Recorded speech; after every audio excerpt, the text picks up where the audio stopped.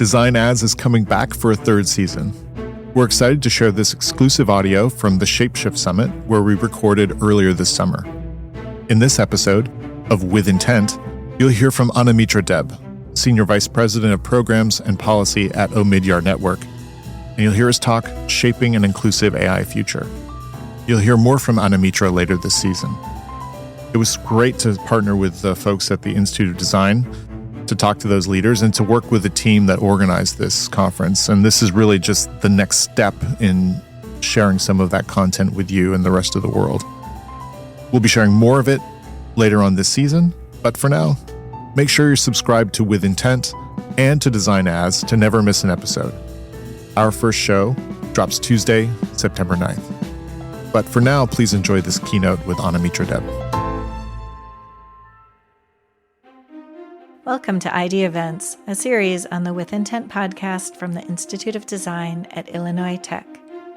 This past May, design and tech leaders gathered at ID's Shapeshift conference to reimagine how we approach AI, shifting the conversation from what technology can do to what we think it should do. In this episode, we'll hear from Anamitra Deb, Senior Vice President of Programs and Policies at Omidyar Network. His talk explored how we might create a responsible future where access to AI's benefits are shared by all humans. Here's Anamitra Deb on shaping an inclusive AI future. So first of all, thank you so much for inviting me here to speak today. As Albert and Anijo said, we had a pretty chance meeting a couple of years ago. It was because we were doing some work on online trust and safety, and human-centered design and design professionals have been so core to the idea that if you change the defaults in the tech ecosystem, you completely change the experiences that people have. And especially you can change the experiences for the most vulnerable people that don't have technology accessible to them. And that's really why I think we're all here today. How do we shape an inclusive AI future that involves everybody, that uses technology in a way that's democratic and in the public interest, and where the defaults in the system work for everybody? But before I go, thank you. But before I go into that, let me start with something personal. I want to talk about my grandmother. She turned 100 years old in March, which is quite cool. My 10-year-old thinks it's the pinnacle of human achievement to be 100 years old, by the way. So, I'm like way down on his list right now. I'm close to 100, but not that close. So she turned 100 years old. She lives in Mumbai in India. And it's amazing how much technology is at her disposal. She's able to use, blood glucose monitors. She's able to have systems on her that monitor her vitals, that send the information to her doctor on a daily basis. So we know if there's ever a reason to actually come in and check her out, right? She's able to stream the movies from her youth on Netflix. And every day she spends 3 hours basically just falling back in love with whatever film star she was in love with in 1950. She can listen to the old tunes on Spotify. She endangers the lives of poor Indian guys on scooters every day because she orders food and they have to get there in 10 minutes or they don't get paid. So she does that every day. And she has so much of her family, including us and her son who lives in New York, who live across the world, and she's able to FaceTime with them, she's able to WhatsApp with them, she's able to use voice to text to be able to send messages to them. So it's really a remarkable way of seeing someone who you don't think the technology ecosystem's built for using technology every day, and gives me great optimism. But I'm also conscious that there's no way she would be able to do that if she didn't live in a very caring human environment.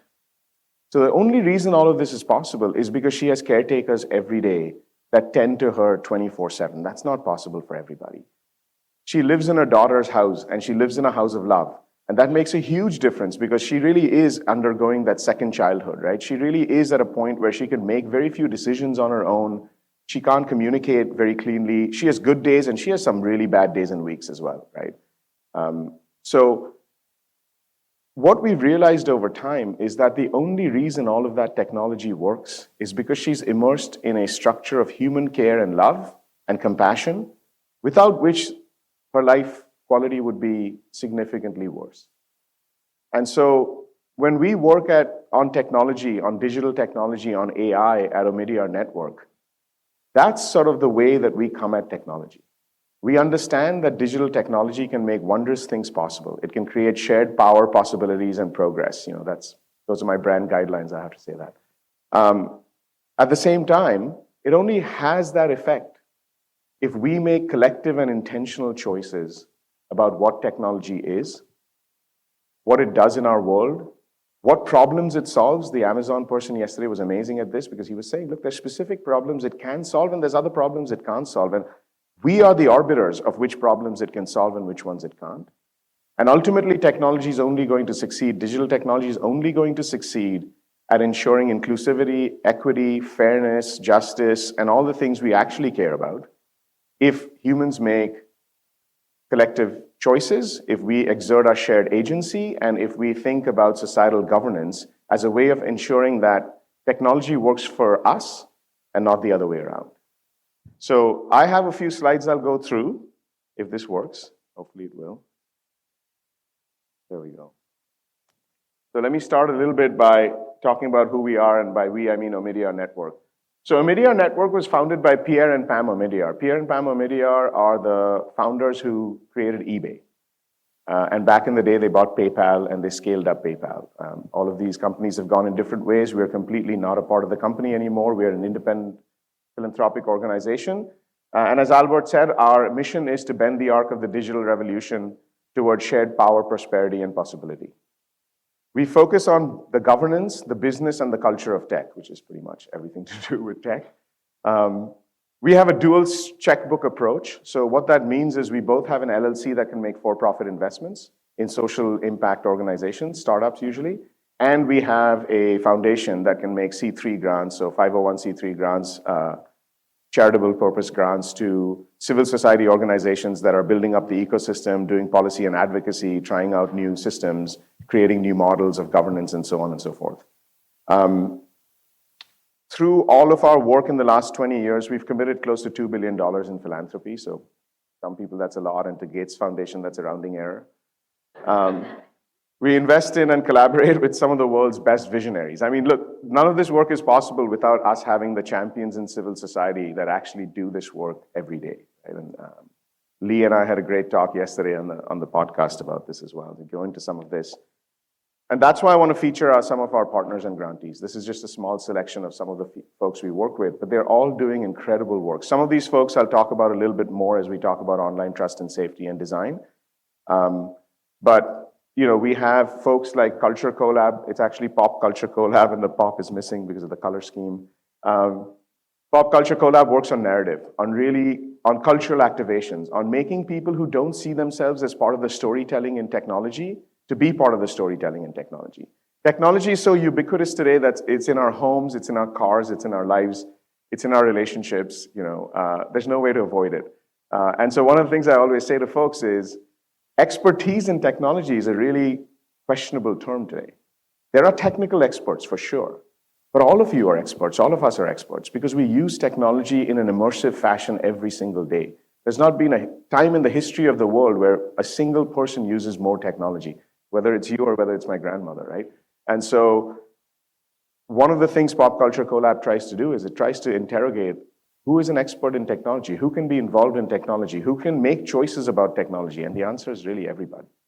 And that's really important. AI Now is a phenomenal organization, AI Now Institute actually, run by two women who are some of the best thinkers on societal governance of AI. If you haven't checked out their work, I really encourage you to do so. The Copyright Alliance, really interesting project. It's a collection of people who are trying to figure out what will happen to the creator economy because of generative AI. And that's one of the big questions today, as you saw from the SAG-AFTRA strike a couple of years ago. When people exert their bargaining power to do better things for technology, to try and figure out how technology will be used in their workplaces, to try and figure out how the productivity gains and the profits of that technology will actually be distributed to the workers, it sets an amazing template for society. Those are the things we really have to watch out for, right? No one knows whether this is going to replace and automate all workers or whether it's going to enhance productivity of all workers, and it's somewhere in between. But the point is that for the 5 or 10 years while we're figuring that out, if we don't involve workers in the decision-making about what is going to happen to them, then I think we get adverse outcomes every single time. I won't go through all of these. Let me just mention a couple of others that are important to this talk. The Black Innovation Alliance tries to think about how responsible innovation can be differently done, right? So how can you involve communities at the start? They're based in Atlanta, but they're a federated network of chapters that are thinking about Innovation Alliance and trying to get businesses and startups that are more representative of the communities that they come from. And that's a really important piece of the puzzle here.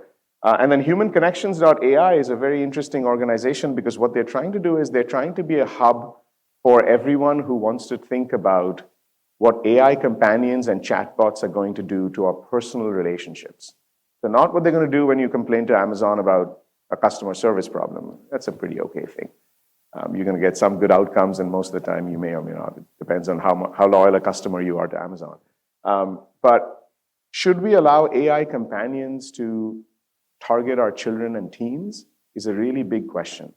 There haven't been that many times in the history of our civilization over the last 100 years that we've said no to certain technologies, but we have said no to certain technologies because they are either extractive, manipulative, or just harmful without the benefit being sufficiently part of the equation.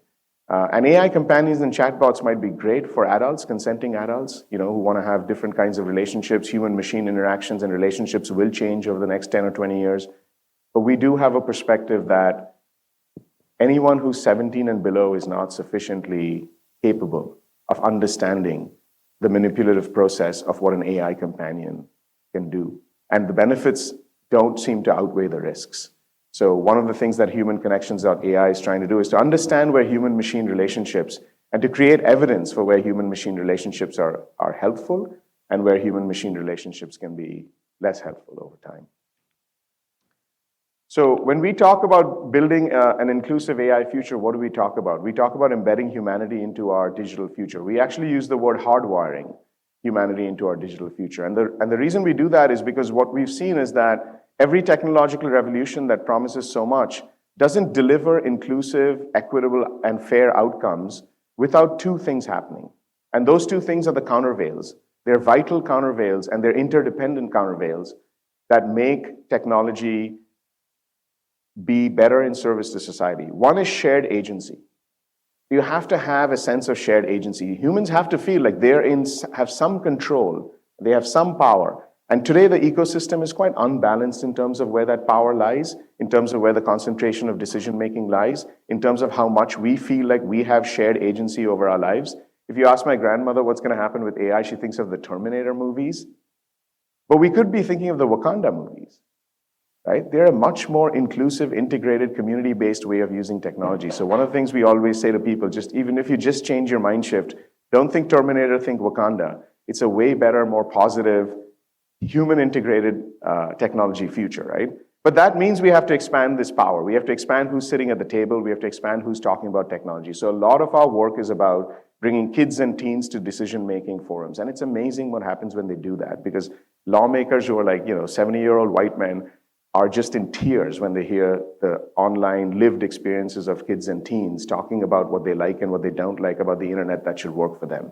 We bring parents to the table, we bring workers to the table, we bring faith leaders to the table, we bring veterans to the table who are currently very upset about what's going to happen if there's Medicaid cuts or Social Security cuts, right? They depend on them. So there's a broad coalition of people who care about technology choices and technology decisions. And one of the things we try to do is to expand that sense of network power.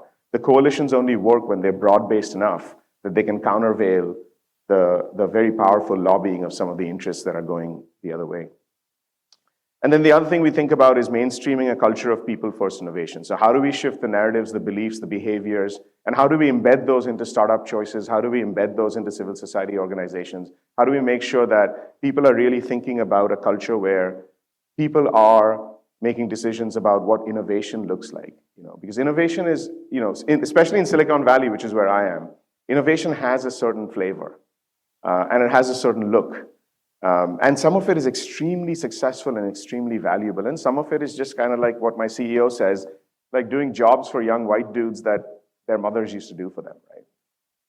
Wash their laundry a little faster, cook their food a little faster. Like, it's okay. It's not that great, It's very convenient. But it's not really advancing the public interest in any serious way. So we do a lot of work on shared agency. We think that's really important. We think we have to feel like we care and we have optimism. It's sort of like how they talk about consumer sentiment in markets. If you don't believe the markets are going to work for you, you're less likely to save.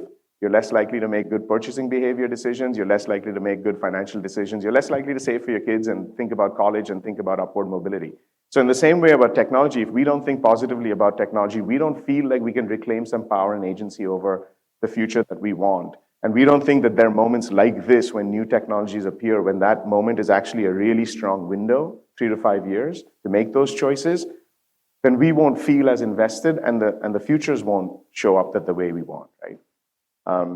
So then the second thing we really work on is societal governance. We really believe that you have to govern technology. In some ways, digital technology is the last remaining Wild West in the US.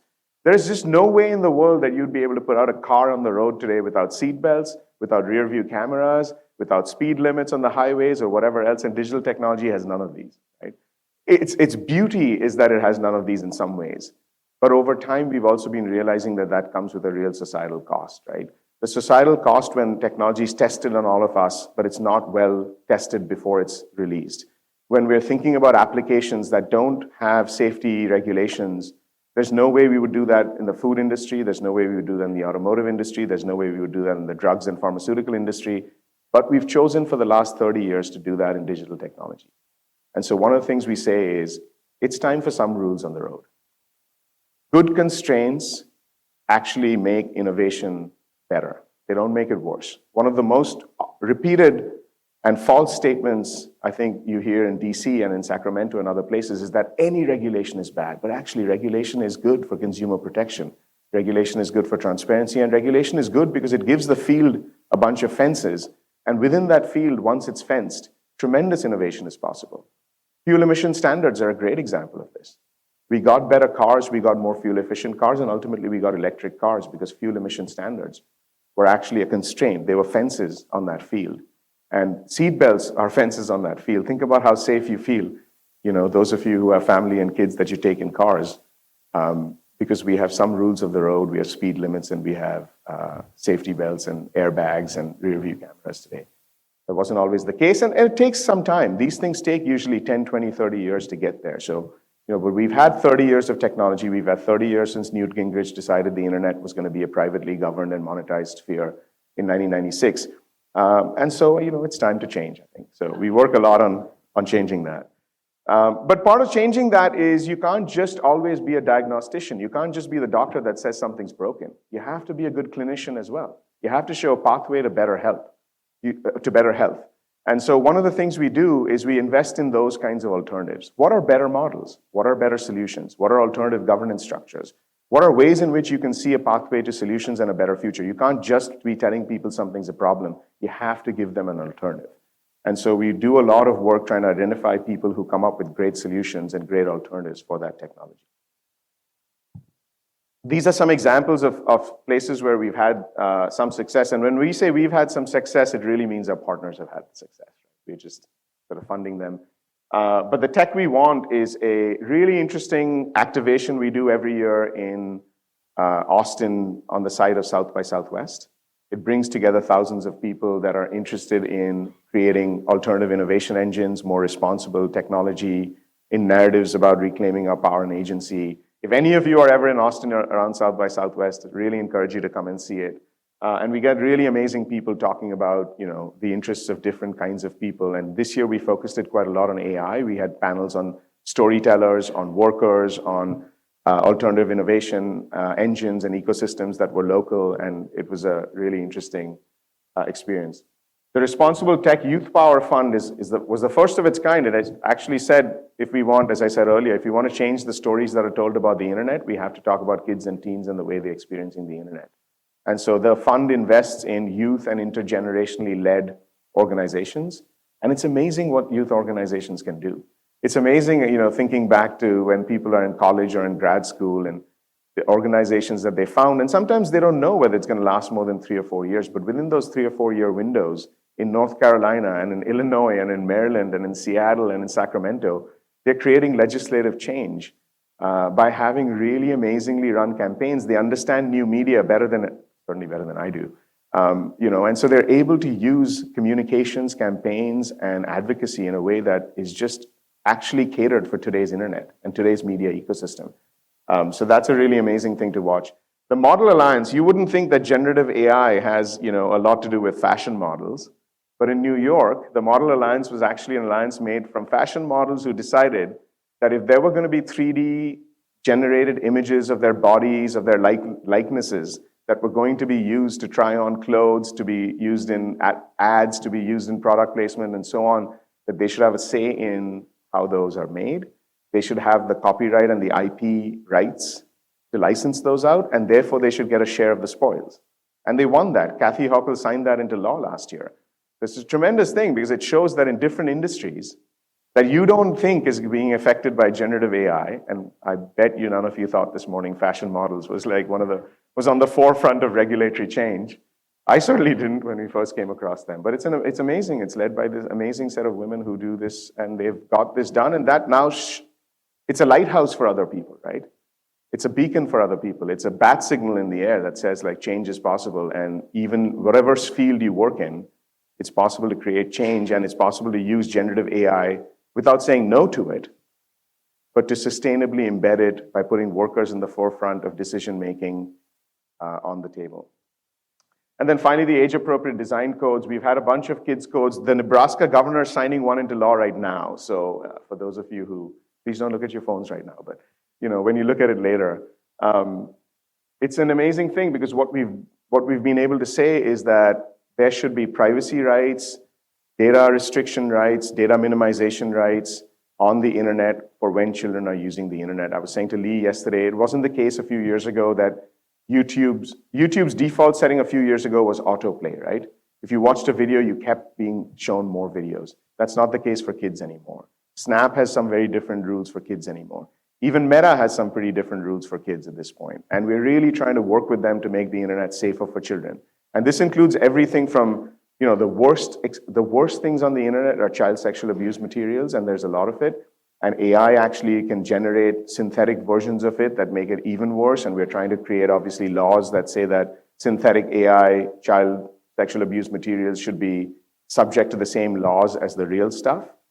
But even above that, just in terms of grooming behavior, predatory behavior, and destructive online engagement behavior, manipulative behavior, cyberbullying, shaming. You've seen the Instagram stuff that talks about teens, and especially girls' health and body image changes over time.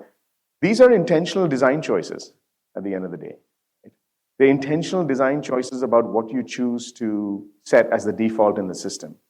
When you choose to show a certain video after a certain video, when your algorithm optimizes for a certain kind of engagement, when your content engines are trying to keep you and keep your attention online for longer, what we've seen over time is that those lead to fairly destructive behaviors in society. And we all have a say, and especially design institutes, design graduates, people who work like Albert, who've worked their years to try and make design one of the nodes of responsible innovation and online safety, have a really big role to play here. So let me just talk about a couple of things we've done on the digital safety and trust front over the last few years, and I promise that's just a couple of slides left at this point. So one is we've done a lot of work surveying users in Nigeria, Colombia, USA, and found that the most interesting places are where values compete.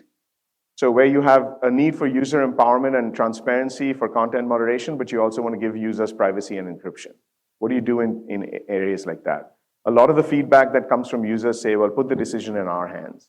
The work we did in different countries showed us that actually what users want the most is they want design improvements that give them more empowerment over time. We've done a lot of work on dark patterns. Dark patterns are the patterns you don't see. They are the default choices that you don't see that drive some of the internet. Autoplay was a good example of this.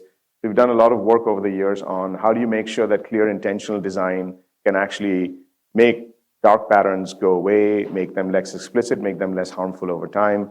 And today we're trying to do something around what's called the designing from the margins framework, which is how do you get the most vulnerable and underrepresented communities and equities to be a part of the digital technology ecosystem. I can talk a little bit more of this in Q&A, but let me just go through. And then there's a lot of opportunity right now. There's a 3 to 5 year window. Generative AI is a new technology. So AI today feels new. It feels in some ways ripe for both innovation and ripe for guardrails, right? And so here are some of the issues that we're working on. I've talked about some of these before, so I'll go through them pretty quickly. One is there is strong traction on efforts to regulate AI for kids in online teen safety. That's really important. And in some ways, it's a Trojan horse for what systemic practices we'll allow in the broader internet. What we allow for our kids and teens, when companies have to change their default systems, they often make them for everybody. So actually, turning off autoplay then becomes something that you can opt into for everybody. It's one of those kinds of things. And I'm not picking on YouTube. They're actually an example of someone who's taken a lot of steps to make design better over time. We do need to have broader coalitions working on design and producing responsible innovation and thinking about balancing online trust and safety with user empowerment and privacy. And I think that's a big part of sort of what we think the next few years can really talk about. And that means that we have opportunities to think about new consumer protection guidelines. We have opportunities to think about how to reduce fraud, scams, and hoaxes that disproportionately target our senior citizens. And then finally, we're doing a lot of work. This is the Copyright Alliance that we talked about a little bit earlier on AI and copyright.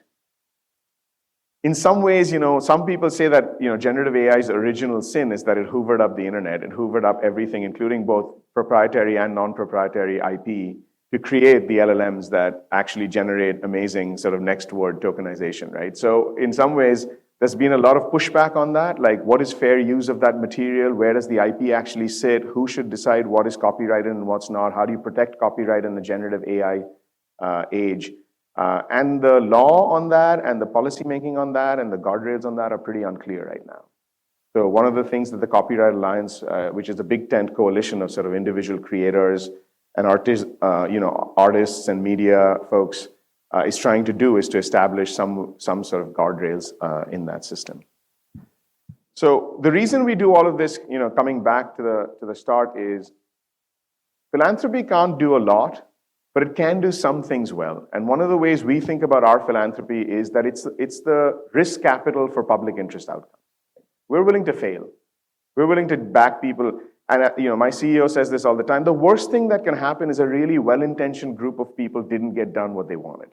That's literally the worst that can happen. And that's not so bad, right, for money that we're trying to give away to people who are trying to create change and create change faster.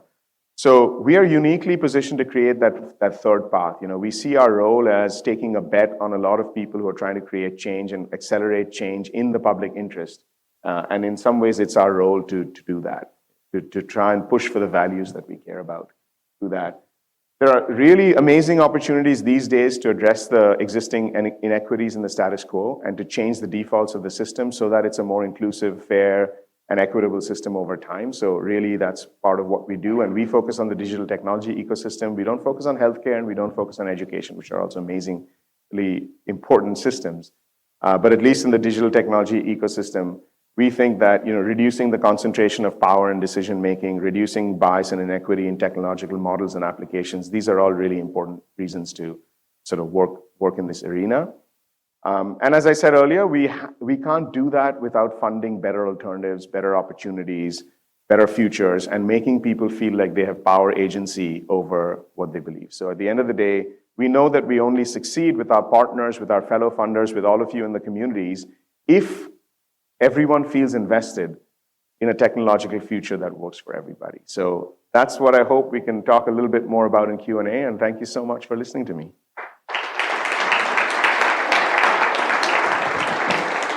This event was recorded live at the Institute of Design at Illinois Tech. If you haven't already, be sure to subscribe to With Intent for more discussions about design and its impact on the world around us. Thank you for listening. Design As is a podcast from Design Observer. For transcript and show notes, you can visit our website at designobserver.com/designaz. Subscribe to With Intent for even more bonus episodes from the Shapeshift Summit and events and content from the Institute of Design. Available on Spotify and Apple Podcasts. Special thanks to Design Observer's editor-in-chief, Ellen McGirt, and the entire Design Observer team. This episode was mixed by Justin D. Wright of Seaplane Armada. Design As is produced by Adina Karp.